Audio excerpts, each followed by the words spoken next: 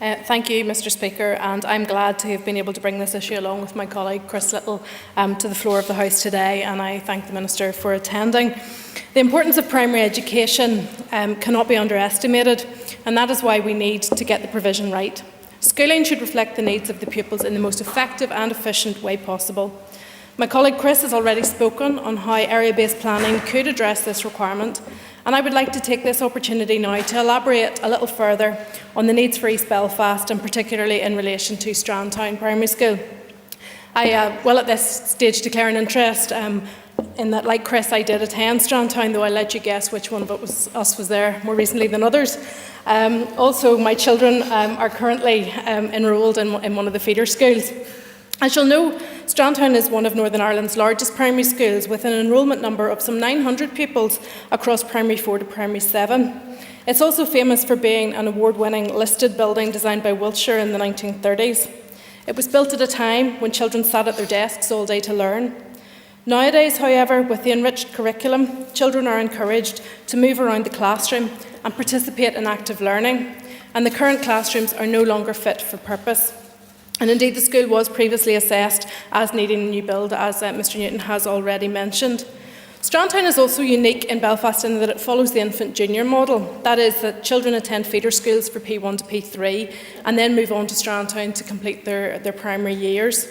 Earlier in the debate, the issue of the capital review exercise was raised. The exercise caused much confusion to the principals, boards of governors and parents of children enrolled in both the feeder schools and Strandtown itself, as the infant junior model was listed as being non or partially compliant with the department's requirements and thus would not be considered for a capital build project.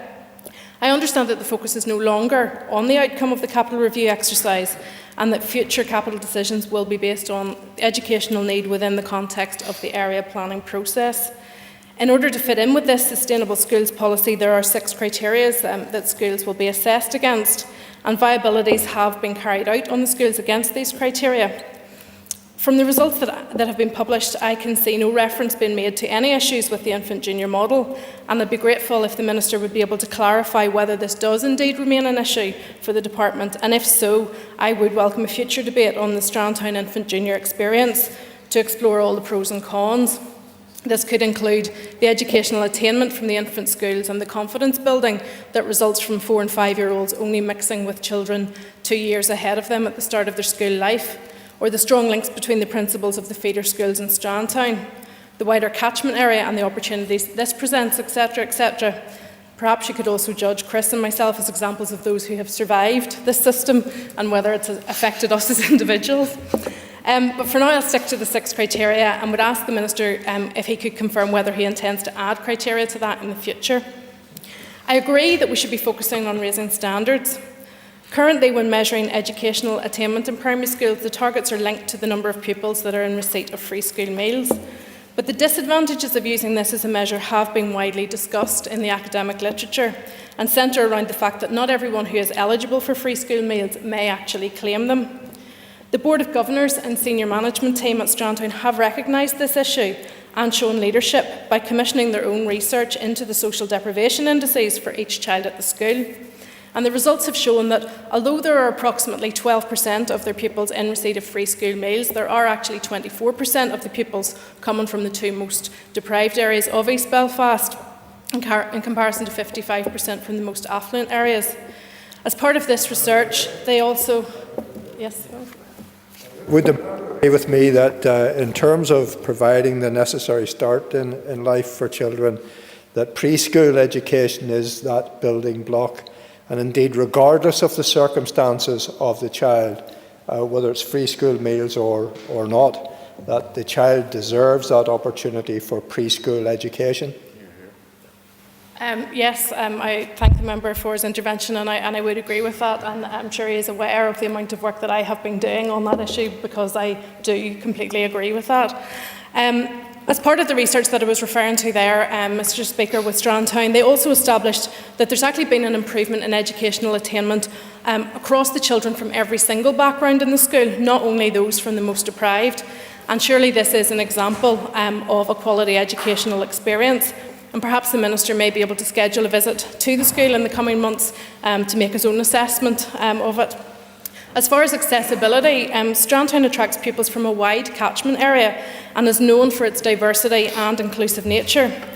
My party wants to see all children, regardless of class, religion, nationality or colour, learning together, as it's clear that the opportunity for children to mix with those from other backgrounds, including different socioeconomic backgrounds, can raise the aspirations of those from disadvantaged areas, but also increase the understanding by parents who have had more privileged experiences.